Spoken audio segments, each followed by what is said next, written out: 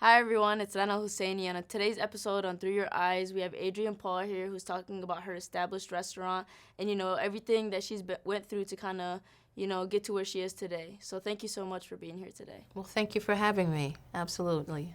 Tell me a little bit about yourself, who you are, where you come from, and, how you ended up here. Okay, so I have been here now 15 years.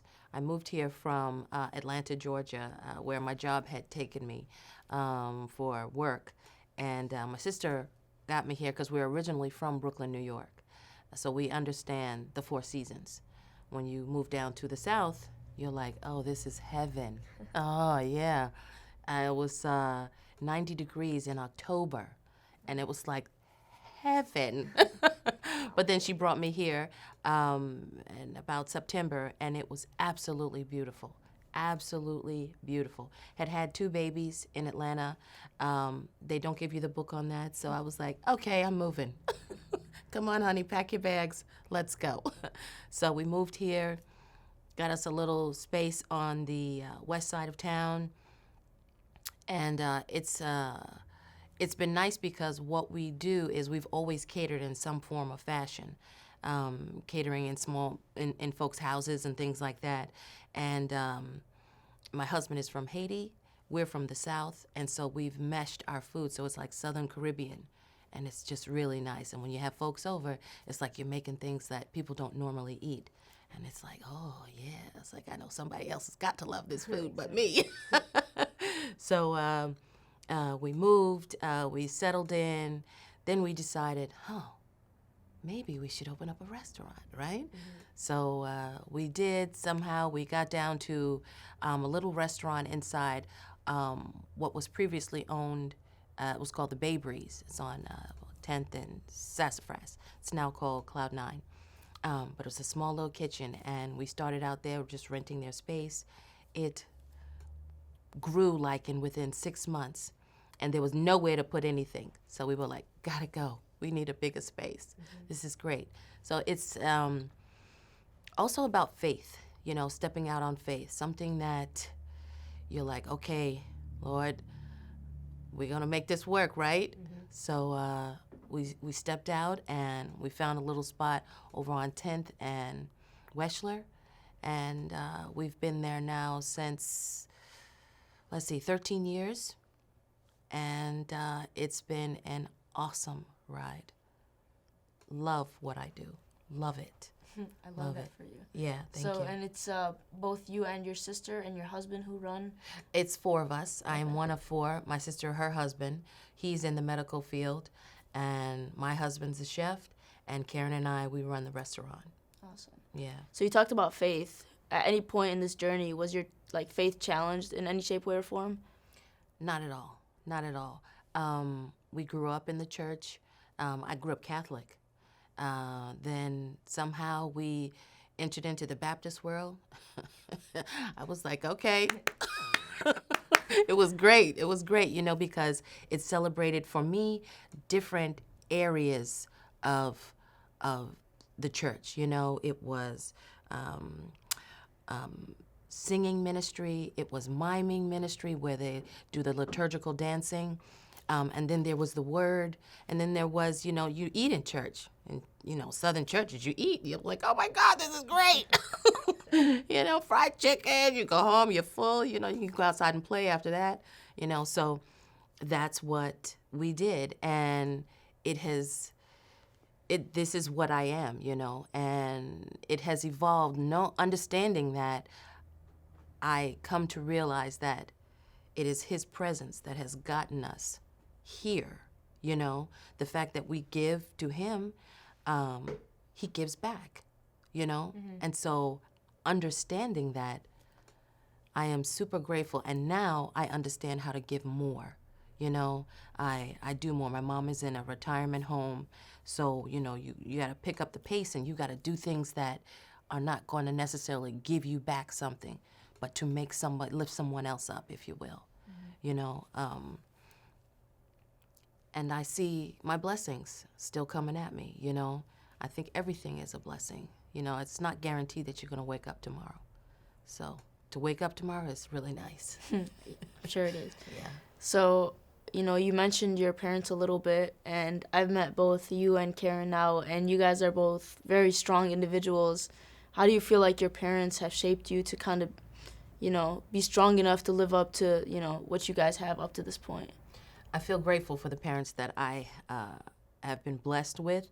My dad no longer here now, but he was in catering, and he had his own catering place in Brooklyn, New York, and that's what we did. We sat up under the table every weekend, and he catered to Spanish, the Spanish side of Brooklyn, and they had quinceañeras and all those lovely things. And anytime food fell from the table, I was like, okay, I catch that, pop an olive in my mouth. I didn't have any cares or any hang-ups about anything then. When you're young, it's like, it's great, because you think, if this is what growing up and life is about, I'm all about it, It's carefree, I didn't know nothing about bills then. But yeah, my parents, my mom was a teacher, an English teacher, and they traveled with us, so we saw different sides of life, of other people, other worlds, other countries, other states, so understanding when you got back home, I was grateful for what I had, but my world was widened, not everybody has that opportunity, but I got the opportunity to see a different side of the world or someone else's world besides my own, So I think that helped to mold us, in who we are, Karen and I think we are strong, and I think there's a lot that, we can handle, tackle because of the balance, when you have a higher power in your life, when you understand a little bit more, you're not necessarily so judgmental, I think you can move through life a little bit easier and with a little bit more understanding and gracefulness and sometimes even quicker, when you know more, so you have to just be open. You got to be open, and I thank my parents for molding us that way, It's good. So let's talk a little bit more about like any type of struggle that you've had, simply just being a woman in today's world, or even, a woman of color. How is that like? How is that for you? Yeah, it was tough. It was tough.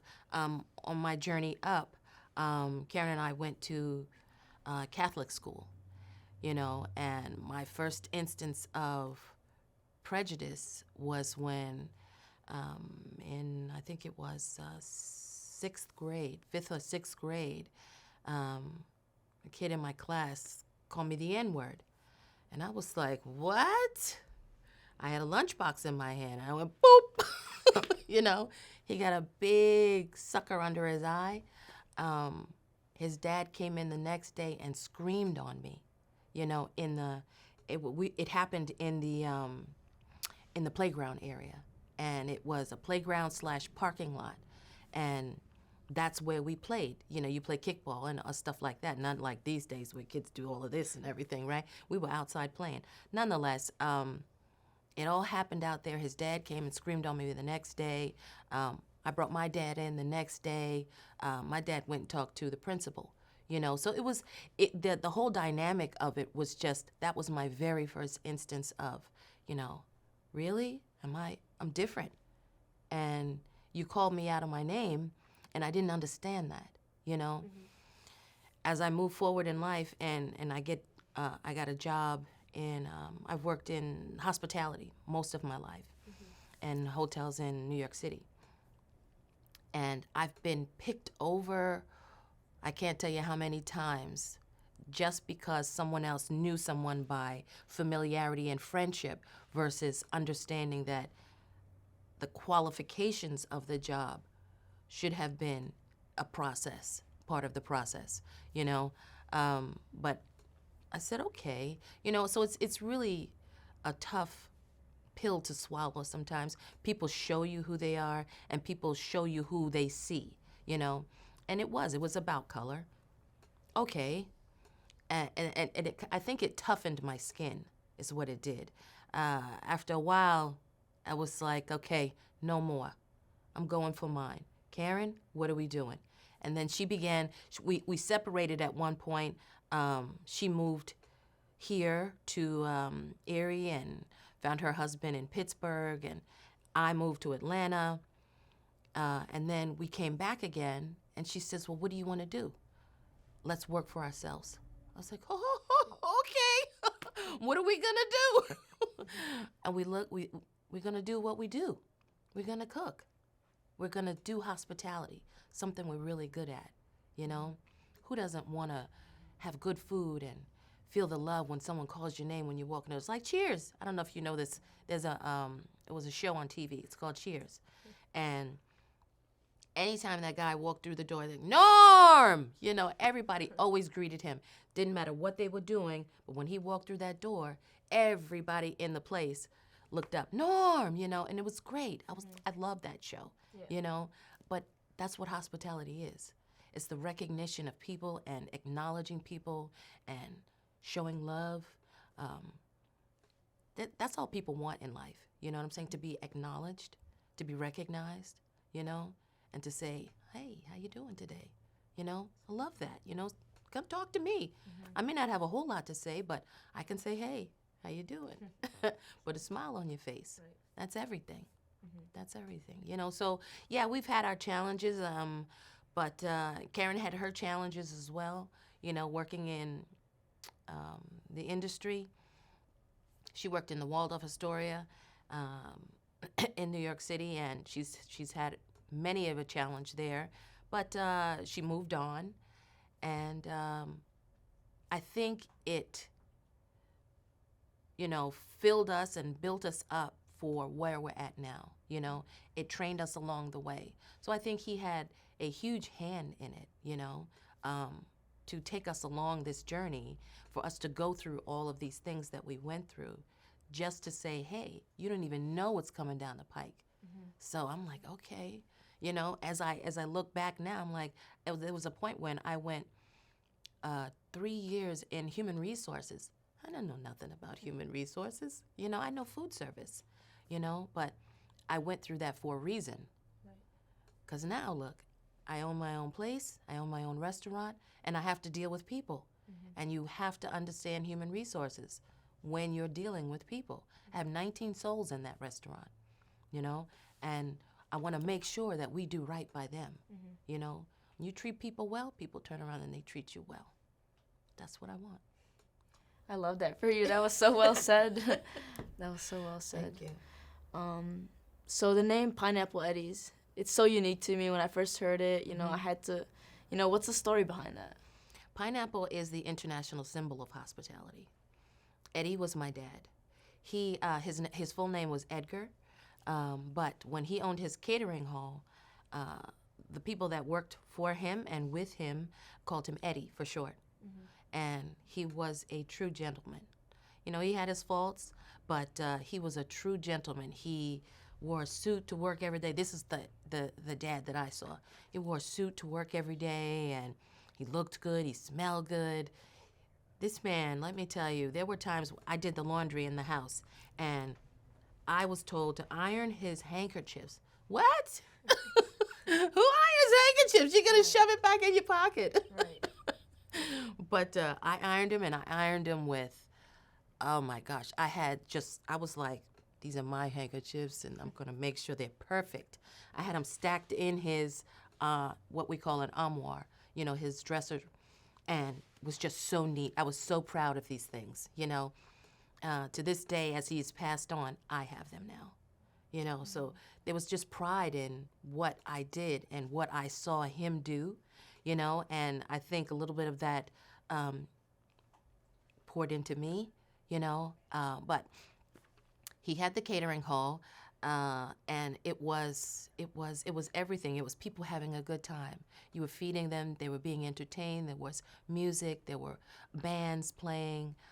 It was great. It was people having a good time, you know, and so Karen and I picked that up, you know, and that's what we went to school for, hospitality. She went abroad.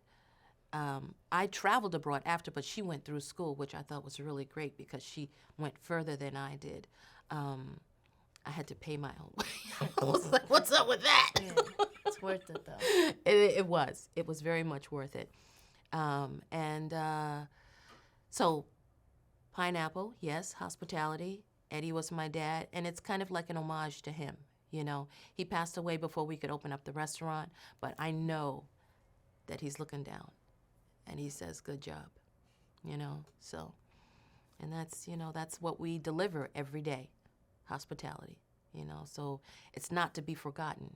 You know, everyone that walks through that door, hello, how are you? And I make sure that each person that walks past the customer, you look up and you see them. Hey, somebody will be right with you, you know? So sometimes, the customer says, oh my gosh, everybody in here is just so wonderfully nice, because they've gotten greeted at least 4 to 5 times within a 5-minute time span of standing there waiting to be seated. So that's like, it's overkill, but it's good kill, you know? So that is Pineapple Hospitality. And everything you've kind of described, I feel like this was passed on from your parents. So how do you feel like what do you feel like you're passing down to your kids that you consistently are drilling into them that you want them to carry on into their life too? To understand, to dream, first of all, to dream and have goals, to want something, and then to put a plan together and go get it. You can have anything you want in this world. You just have to choose what it is, and you got to do right about it. You can't, take from somebody and give it to yourself and put it in your pocket and say you got it. That's not, that's not gonna work. But you can have anything that you want. You do have to work for it though. So whatever it is that you choose to do, you should like it. You should love it.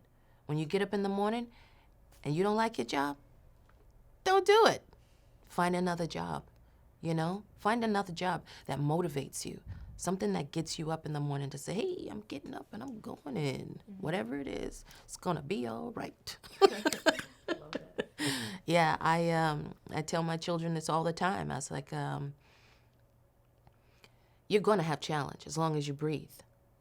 It's coming. Doesn't matter what it is, You just have to be prepared for it. And you have to choose to be better. Again, the balance of having the higher power in your life. So that's something that grounds you so you understand. Sometimes you may have to help someone else to understand it's going to be okay. You don't have to be angry. You don't have to hurt somebody. You don't have to steal from somebody. If you want something, let me see what I can do to help you out, But it's just like you said to me earlier, it's if it touches one, if you can touch just one, then you've done your job, You've done what you were supposed to do on this earth. We are supposed to help one another in some form or fashion. No man left behind. I am my brother's keeper. Absolutely. So I tell my children this all the time. They probably say, Mom, I heard it already. But I'm telling you it again. Just gave me chills. Oh. Chills. But so let's talk a little bit more about the future for Pineapple Eddie's and what you hope to carry on in the future. The future is good. We've been in business now for 13 years. Super grateful for everything, the highs, the lows, the challenges, the successes. It's been awesome. Our newest venture is, God willing, we will move into our new space, hopefully sometime this year. If not, sometime soon, where we can do what we do and flourish. It's almost like a bird, opening up his wings and just spread them wide with absolutely beautiful colors, So that's what we see in our new space. And to be able to do what we do, service, That's what it goes back to, being in service of other people, but doing it in a way that they're getting something that they're like, okay, I'll be back tomorrow. I'm like, okay. That is the goal, to have one footprint where we can do our jerk sauce, we can do our catering, we can do our dining, possibly have a little souvenir shop, but all in one footprint. It's not about, for us, it's not about recreating over here and then doing it again over here. I think that when you spread yourself wide, you sometimes lose a little bit. Everyone doesn't have the goal and the dream and the desire that you do, and that's quite okay, because they got to find their own, but if you can help someone find their own and then you do yours, I think it's good. I think it's really good. Yeah. So Both your parents are in this room right now. What are a few words you'd have to say to them? wow. First and foremost, I'd say thank you, Lord, for these two people. I have to thank him first for what he gave me, for what he has presented to me to do something with, and it's a ton of things that they have poured into me, for being who they are. Now, granted, we all come with our own challenge and our own issues and dealing with our own whatever it may be that's within us. But thank you for spending time, for sharing, for loving, for caring, for touching, the simple things that people need, human beings need, to be touched. Hey, how you doing? That's really nice. I don't know, I know you know me, but I'm a hugger. I like a nice hug, because a hug sends the message without even me even saying anything sometimes. Hi, how are you? And it's warm, I think that's what my folks gave me, so in turn, I share it. I'm not going to keep it because it makes me feel good. I'm going to tell you how it makes me feel, I'm a comedian, too, in my last life. But thank you. Thank you for so much. Thank you for the education, for spending time, for spending money on the family to create something that we can now take and run and do with ourselves, I'm not lost.